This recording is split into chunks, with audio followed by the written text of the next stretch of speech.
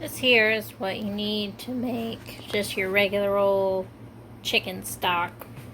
We have fresh parsley. You can just use the stems and still get the same thing. Whole peppercorns. This is dried thyme. But this is the leaf. Make sure you get the leaf and not the powdery stuff, or you can't filter it out as well. Carrots, onion, celery, bay leaves, and then you're going to need sea salt. Or you could use whatever salt you like. I just prefer sea salt.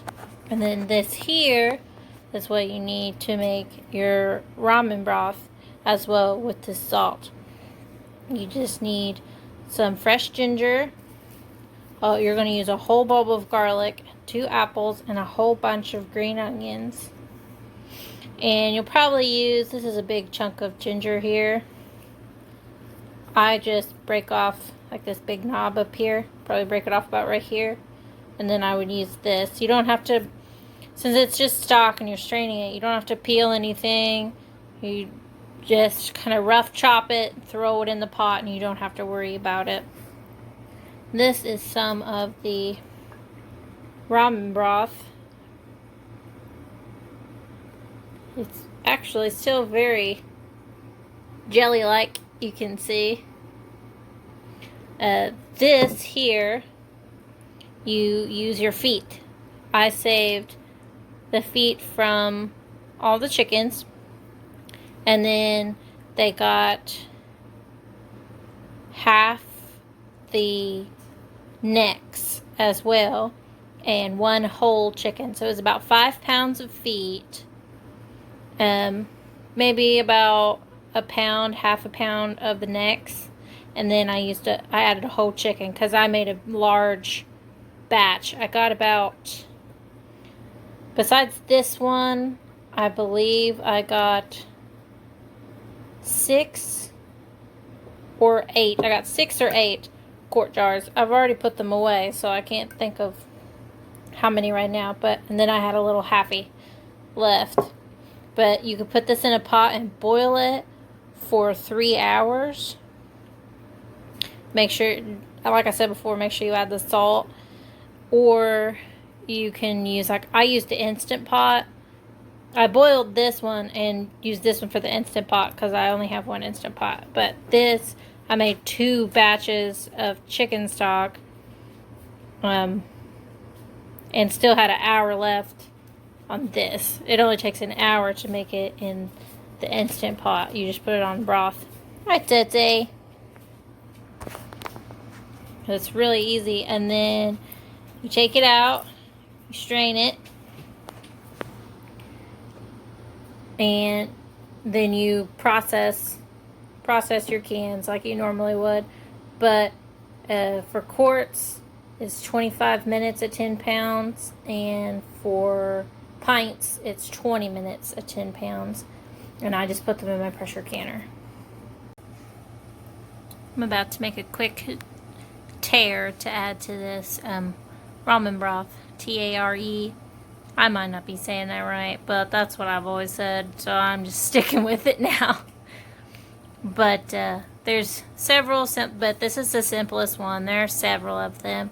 This is just a half cup of water, some salt. This is mirin and rice vinegar, and you're just going to heat it up. You heat this up, dissolve the salt in it, and you'll add it to this. This is just the simplest one.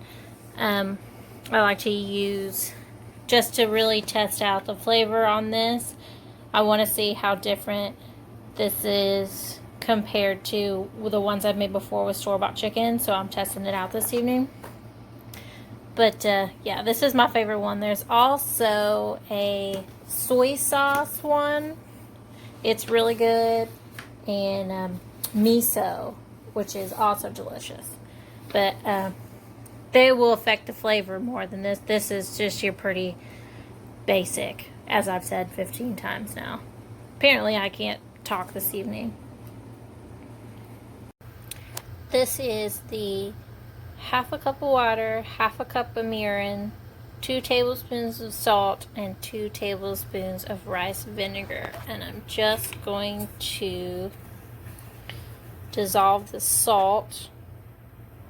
If we can focus, here we go. Dissolve the salt in this water. And then I will add this to my broth once it's hot. When they're both hot, I'll add them together. And I will add this. This is a little packet. This is instant Dashi. It's much easier than making it yourself, much faster. I mean, you can make it all from scratch. I have before, but I really like the taste of this. So it doesn't bother me at all to buy instant on this one. This is the one that I usually get. I'm about to use it. They come in little packets. It reminds me of like yeast. And they're perforated in the middle and you pop them apart. And these are the noodles I'm about to use. These are just the ones that I have. I actually usually use my own noodles. I make the ramen myself, and they always turn out great. They're so much better than the package, but I don't have any made right now, so I'm just going to try these out because it's not really about the noodles right now. It's just testing this broth. Just for like something super quick, if you really like Asian style noodles, these are bonito flakes, which is dried fish flakes. I add this is a kind of a big packet. Here you can see here, this packet's pretty tiny compared to this one. I have some smaller packets as well, but I add about half of this and a little bit of soy sauce, a little bit of ginger, powdered ginger, or you could use fresh, and dried shiitake mushrooms.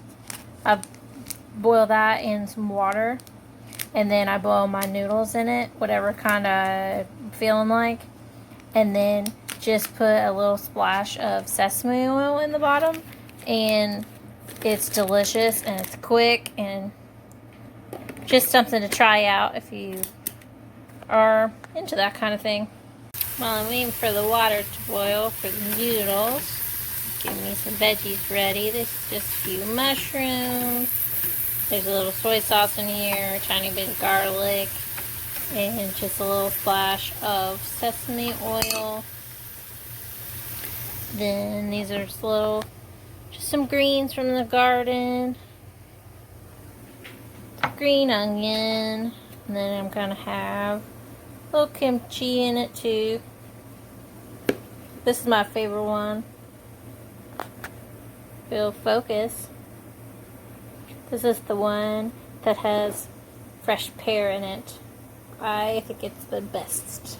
It's a little bit dark, but you can still get the idea. I just put the noodles in, poured the broth on the top, my mushrooms are in here, pop my greens in there, some green onions, got my kimchi. We're gonna eat her down.